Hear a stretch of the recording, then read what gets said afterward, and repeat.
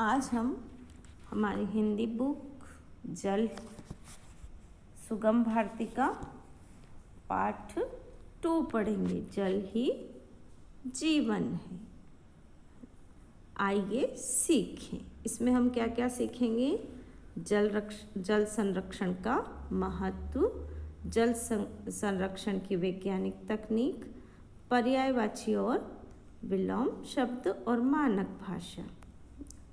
जल के बिना जीवन संभव नहीं, ये तो हम सब जानते हैं, है ना, कि जल के बिना हमारा जीवन संभव नहीं है। जल के बिना हम जी नहीं पाते हैं।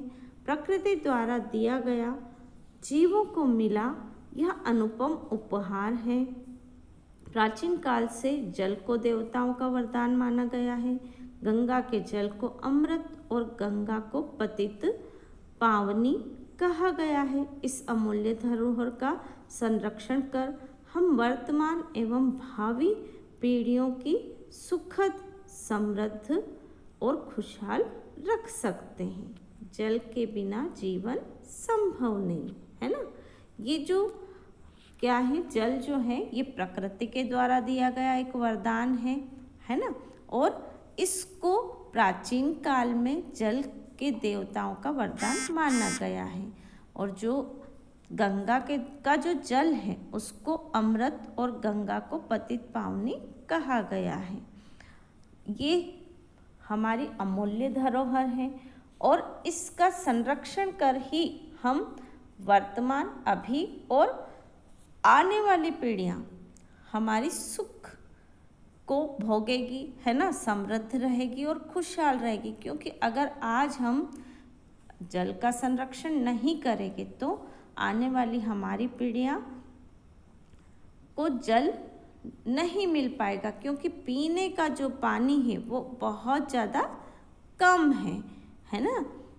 पृथ्वी पर उपलब्ध जल और वर्षा के जल को बर्बाद होने से बचाना, उसको संचित करना और उसकी सुरक्षा करना जल संरक्षण के अंतर्गत आता है।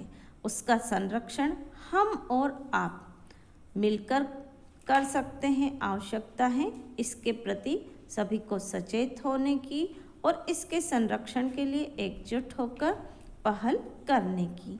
जो पृथ्वी पर जो जल उपलब्ध है ना, उसको बर्बाद होने से बचाना, उसको संचित करके रखना, है ना, उसको सुरक्षित करके रखना, ये सब किस में आता है?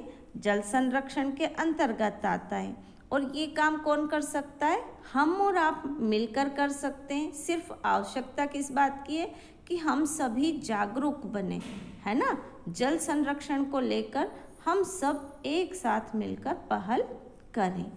भूजल अमूल्य है। भूजल किसको कहा गया? जो भूमि के अंदर जो पानी है ना, वो बहुत ज़्यादा अमूल्य है। क्योंकि उसको हम हमारी ज़रूरत होने पर उसको काम में ले, है ना।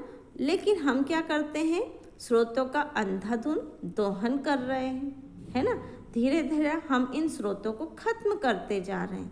क्योंकि जब हम पानी को निकालते चले जाएंगे तो क्या होगा? अंदर का जो पानी है ना, भूमि के अंदर जो पानी है वो भी क्या हो जाएगा?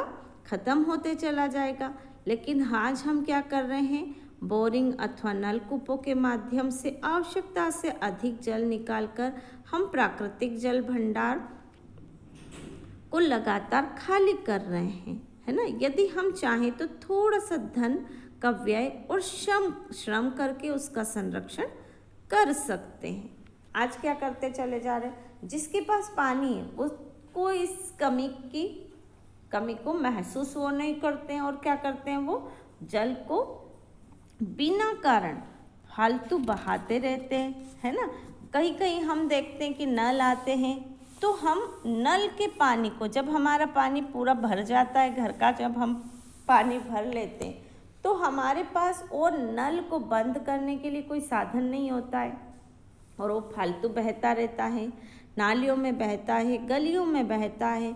जब हम अगर काम में लेते हैं तो हम क्या करते हैं कि उसको बाल्टी भर भर के ढोलते हैं, जबकि हमको थोड़ा थोड़ा पानी उपयोग में लेना चाहिए, है ना। और जितना भी हो, अगर हम उस पानी को अगर काम में ले सकते हैं तो हमको जो बचा हुआ पानी है उसको उपयोग में लेना चाहिए। ऐसा नहीं करके हम क्या करते हैं, पानी को ढोल देते हैं, है ना। और पानी को हम बचाने की बजाय क्या करते जा रहे हैं, उसको व्यर्थ बहाते जा रहे हैं, है ना। और इस कारण हमारी भूमि के अंदर का जो पानी है वो खत्म होते चला जा रहा है।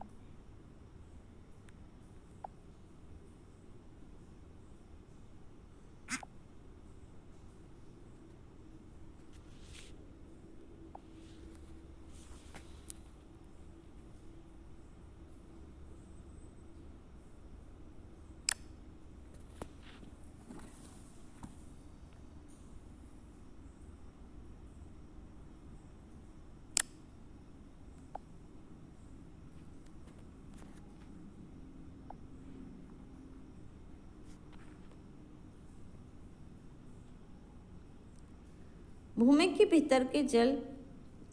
के भीतर जो जल है उससे अनेक विधियों द्वारा संरक्षण कर हम वसुंधरा का ऋण चुका सकते हैं, है ना। जो जल भूमि के अंदर है उसको बहुत सारे विधियों से हम क्या कर सकते हैं, संचित कर सकते हैं ना, उसको सुरक्षित रख सकते हैं। और इस तरह से हम अपने धरती माता का ऋण भी चुका सकते हैं। लेकिन हम ऐसा नहीं करते, है ना। हम क्या करते हैं, पानी को व्यर्थ बहाते हैं, जबकि हमको जागरूक होना चाहिए। हम स्वयं भी पानी को व्यर्थ नहीं बहाएं और दूसरों को भी व्यर्थ पानी बहाने से रोकें। राजस्थान के जिन क्षेत्रों में पारंपरिक विधियों से जल संरक्षण का काम हुआ है वहाँ की स्थिति अब पूरी तरह बदल गई है। भूजल स्तर के बढ़ने से कुएं जी उठे हैं, हरियाली वापस आ गई है, धरती की उर्वरा शक्ति लौट आई है, फसल चक्र भी बदल गया है। अरावली की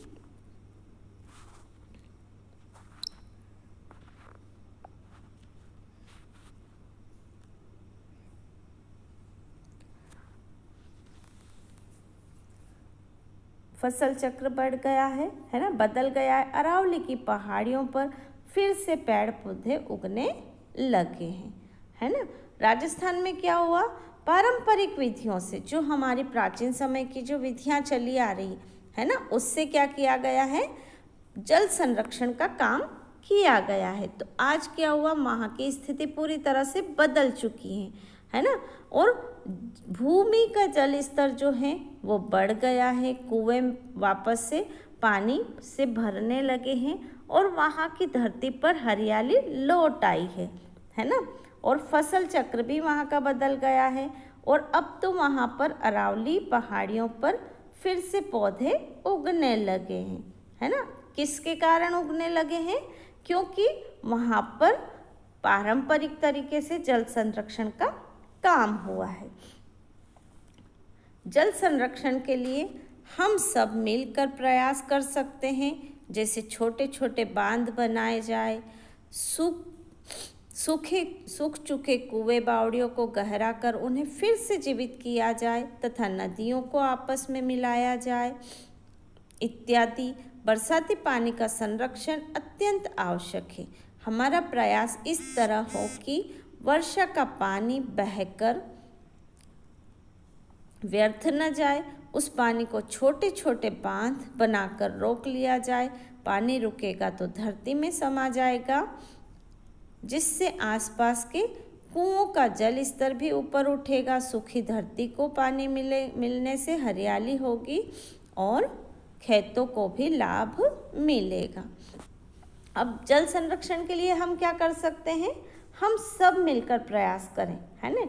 क्या प्रयास करें, जैसे हम छोटे छोटे बांध बनाएं, है ना, छोटे छोटे बांध बनाएं और जो भी कुएं या बावड़ी जो सूख चुके हैं उनको फिर से हम क्या करें, गहरा करें और उनको जीवित करें तथा नदियों को क्या करें, आपस में मिलाएं, है ना। दो छोटी नदियां हैं तो उनको अगर हम आपस में मिलाएंगे तो वो एक बड़ी नदी में परिवर्तित हो जाएगी, है ना। तो इस तरह से हम संरक्षण का काम कर सकते हैं। और हमारा प्रयास क्या होना चाहिए कि हम वर्षा का पानी जो बहकर जाता है उसको व्यर्थ न जाने देकर छोटे छोटे बांध बनाकर उनको रोकने का प्रयास किया जाए, ताकि पानी रुके और वो धरती के अंदर समाए। अब जैसे ही पानी रुक के धरती के अंदर समाएगा तो जो कुओं का जल स्तर है वो ऊपर उठेगा और सूखी धरती को भी पानी मिलने से हरियाली होगी और खेतों को लाभ होगा। आज जबकि हर जगह पानी की किल्लत है, इस किल्लत को दूर करने का काम निश्चय ही प्रेरक और अनुकरणीय है। पानी बचाने के इस काम की बदौलत राजेंद्र सिंह को मिले सम्मान ने भी हमारी परंपराओं की प्रासंगिकता को पुष्ट किया है। निसंदेह इन्हीं परंपराओं पर विश्वास कर राजस्थान के अलावा मध्य प्रदेश, उत्तर प्रदेश और गुजरात में कई जगह जल संरक्षण का काम हुआ है। आज जब हर जगह क्या हो रही है, पानी की किल्लत है ना, परेशानी है, इस किल्लत को दूर करने का काम निश्चय क्या है, एक अनुकरणीय काम है ना। और इस काम की बदौलत ही किसने किया, पानी की किल्लत को दूर करने का काम श्री राजेंद्र सिंह ने, है ना, जिनको सम्मान भी मिला है ना, क्योंकि उन्होंने पुरानी पारंपरिक परंपराओं के द्वारा क्या किया है, राजस्थान में जल संरक्षण का काम किया है। और इन्हीं परंपराओं पर विश्वास कर राजस्थान के अलावा आज मध्य प्रदेश, उत्तर प्रदेश और गुजरात में भी कई जगह जल संरक्षण का काम हुआ है। दादाधीश्वर जी, दादाधीश्वर जी।